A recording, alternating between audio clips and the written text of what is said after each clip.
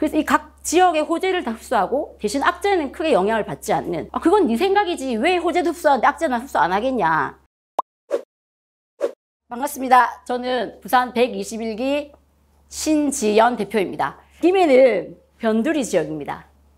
사실 변두리의 의미는 긍정적인 의미보다는 좀 부정적인 의미가 있어요. 그래서 조금 뭔가 안 좋고 메인이 아닌 조금 후지다는 느낌이 사실은 들고, 근데 사실은 제가 김해를 변두리라고 얘기한 게 정말 변두리가 맞습니다. 왜냐하면 보시면, 자, 인구, 내기적으로 잘 안 나오네요. 인구 300만 부산의 변두리 지역에 있고요. 우리 특례시로 이제 거듭났죠. 창원의 변두리, 그리고 양산, 밀양, 함안에 둘러싸인 변두리 지역입니다. 그래서 우리가 생각하는 변두리라고 하면 아까 제가 얘기했지만 좀 안 좋은 느낌. 왜냐하면 이 자체만의 호재가 없어요. 저도 김해에 현재 지금 거주 중이지만 김해하면 우리가 떠오르는 게 김해평야, 뭐 쌀농사, 뭐 왕족이 살았던 동네, 이제 이거 말고는 김해가 사실 떠오르는 게 없는데요. 자, 김해는 제가 이제 살아보니까 어떤 의미가 있냐면 부산의 호재들, 그 다음에 뭐 창원에 57억 정도 산뜻하게 들여서 지금 뭐 방위 원자력 산업센터가 들어온다, 뭐 이런 부산, 창원, 양산의 호재들을 다 흡수를 해요. 왜냐하면 사실은 부산의 집값이나 창원의 집값의 3분의 2, 또 많게는 뭐 2분의 1 정도의 가격이면 신축 아파트들이 좀 많이 있는 곳이 김해이긴 하거든요. 그래서 이 각 지역의 호재를 다 흡수하고 대신 악재는 크게 영향을 받지 않는, 그건 네 생각이지 왜 호재도 흡수하는데 악재는 흡수 안 하겠냐. 지금 이제 제가 조별 발표를 준비하면서 자료를 보니까 사실 우리가 이야기하는 뭐 코로나나 아니면 뭐 또 정권이 바뀌었고 전쟁 때문에 사실 부동산 경기가 다들 안 좋다 이야기를 많이 하시잖아요.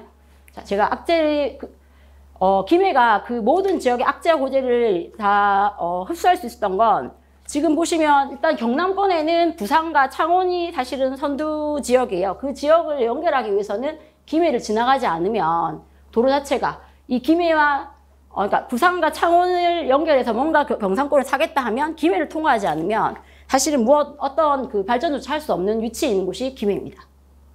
자, 제가 매매 시세 증감률이라고 해서 이제 최근 6개월 매매 시세 증감률인데요. 지금 보시면 지금 우리가 말하는 아까 부산하면 떠오르는 곳이 해운대, 그다음에 이제 부산 시내죠. 진구, 동구, 강서구 같은 경우에는 지금 마이너스 거의 9에서 10%대의 증감률을 보이고 있고, 특히 창원의 상남동이라는 주 핵심부도 마이너스 8.2%의 증감률을 보이고 있습니다. 하지만 김해 같은 경우에는 지금 보시는 것처럼 5.9%대 매매 시세 증감률이 있다는 거죠. 자, 매매 거래량입니다. 아까 제가 언급드렸던 해운대, 강서구, 그다음에 창원의 성산구 위주로 보시게 되면 김해의 3월 거래량. 그래서 사실은 우리가 경기가 안 좋다고 악재가 있다고 부동산이 처진다고 하지만 결코 그 흐름이 무너지지 않는 곳이 경남 김해 지역입니다. 자, 경남 김해 지역은 장류라고도 표현을 많이들 하시는데요. 사실은 김해 분들은 장류보다는 정확하게는 유라 1, 2지구라고 얘기를 해요. 왜냐하면 장류동 안에 저희가 이제 호칭을 유라 1, 2지구를 나눠서 하는데, 지금 제가 이제 보여드린 세대가 유라 2지구는 4,700세대, 유라 1지구는 6,000세대, 그다음에 이제 요까지 제가 장류동이라고 끊었는데, 요 구역 자체가 이렇게 어우르시면 한 14,000세대 정도가 거주를 하고 있습니다. 사실은 김해 장류 이 지역은 배드타운이에요. 창원에서 집값이 조금 비싸니까 넘어온 분들, 부산에서 집값이 비싸니까 넘어온 분들. 근데 이제 충분히 오늘 배드타운의 역할을 사실 하고 있다가 최근에는 이 지금 아파트들의 그 평형대가 30평대예요. 그러니까 30평대의 특징들이 뭐냐면 어린 자녀들이 많고, 실제적으로 대단지의 평수가 아니다 보니까 조금 소비를 많이 하시는 계층들이 많다는 거죠. 그래서 제가 이제 소비를 많이 한다는 게 무슨 말이냐면, 일단 김해 자체에 학원들이 이렇게 지금 구성되어 있는 게 이게 지금 수학학원입니다. 수학학원, 그리고 보시면 숫자가 지금 5 적혀 있고 이런 부분들은 그 안에 또 학원들이 5군데가 더 있다는 거예요. 수학, 영어, 피아노, 태권도, 음악, 미술, 뭐 개인 스피치 학원까지. 그러니까 사실은 학원에 대해서는 학원이 많다는 건 뭐냐? 아이들이 많다는 거고 소비를 할 수 있는 젊은 분들이 많다는 거죠. 그리고 병원. 김해 같은 경우에는 아까 제가 말씀드린 병원도 구성이 참 많이 돼 있습니다. 그래서 제가 조금 이따 이제 병원이 왜 중요한지 또 우리가 얘기를 해보면 점점 이제 중장년층에 접어들면서 사실은 저희 부모님 꿈이 뭐였냐면, 너희들이 크고 나면, 니네들이 대학을 가고 니네들이 사회활동하고 나고 나면 나는 전원주택을 지어서 외주로 빠져나갈 거다라고 하셨는데, 현재도 저희 부모님은 대단지 아파트에 사시거든요. 그게 왜 그러냐? 내가 이용하는 생활권이 가까워야 된다는 거죠. 내가 조금 아프다, 불편하다, 아니면 내가 마트도 좀 편해야 되고 이런 부분들이 다 갖춰져 있는 곳이 유라129입니다. 지금 보시면 식당들이고요. 마찬가지로 은행, 편의점 이런 편리시설이 다 갖춰져 있는 곳이 유라129. 자, 일단은 제가 저희 집 기점으로 지금 요거 위치를 나타내긴 했는데요. 저희가 서부문화센터라고 해서 안에 뭐 당연히 공연, 문화시설 다 가능하시고요. 헬스라든지 수영, 그다음에 도서관. 그러니까 김해 자체에 지금 서부문화센터가 저희 집 반경 이내에서 300m 안에. 그 다음에 우리가 롯데 프리미엄 아울렛이 지금 저희 반경 거리 안에 지금 보시면 1.4km 안에, 그리고 롯데 워터파크도 1km 안에. 자, 일단 우리가 또 문화가 된다면 또 안전도, 치안도 중요하죠. 치안도 예를 들면 소방서, 파출소, 반경 사실 400m 안에 우리가 지금 거주하는 지역 안에 이런 이제 안전에 대한 부분들도 다 갖추고 있다는 거. 자, 제가 이 이야기를 왜 드리냐면 저는 오늘 여러분한테 아까 아파트가 뭐 14,000세대입니다. 아파트를 사십시오라기보다는 조금 다른 각도로 유라를 말해주고 싶어요. 유라는 사실 아파트를 많이 떠올리시는데 저는 제가 현재 여기 유라229에 지금 살고 있고 여러분에게 오늘 말씀드리고 싶은 건 단독주택지나 아니면 상가주택지를 한번 권해드리고 싶습니다. 지금 자, 우리가 보통 아파트 사시면 이제 층간소음 얘기를 많이 하잖아요. 근데 제가 아이들이 3명이 있는데 맨날 하는 소리가 뛰지 마라. 저도 좀 전까지는 아파트 살았거든요. 뛰면 안 돼. 밑에 집 삼촌 공부할 시간이야. 밑에 집 언니 학교 갔다 올 시간이야. 뛰지 마라, 뛰지 마라. 근데 이제 어느 순간 우리가 자기 집인데 자기가 걸을 수가 없어요. 자기 집인데 내가 원하는 시간에 세탁기를 돌릴 수가 없어. 내가 원하는 시간에 청소기를 돌릴 수가 없어.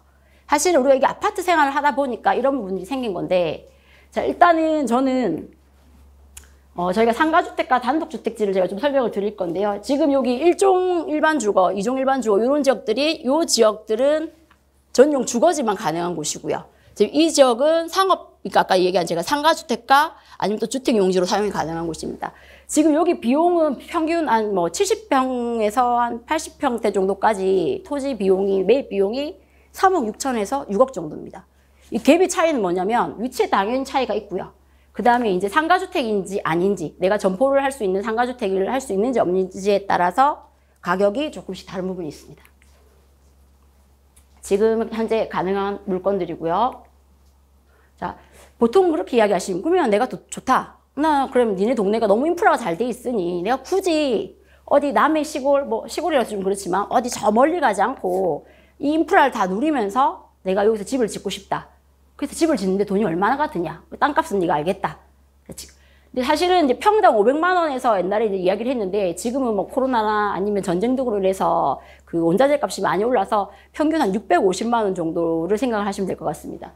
그리고 이제 그렇게 했을 때 보통 지금 제가 이 보여드리는 집들은 1층 뭐 한 30평, 2층 20평대로 올려서 그렇게 많이들 건축을 하시고요.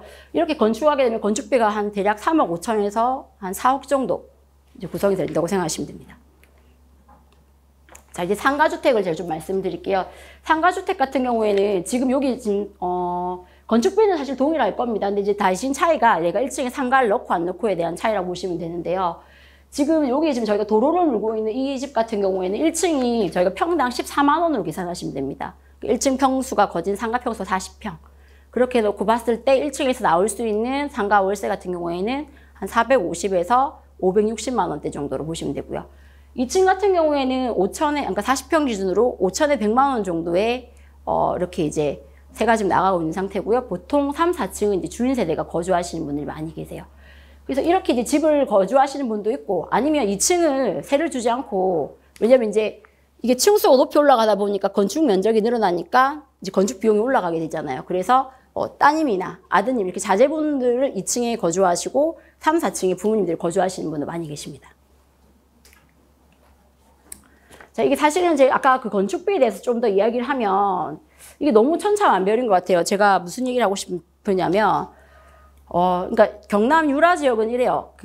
내가 만약에 여러분이 서울까지 가시는데 마티즈를 타고도 서울까지 도착을 할 수가 있고요.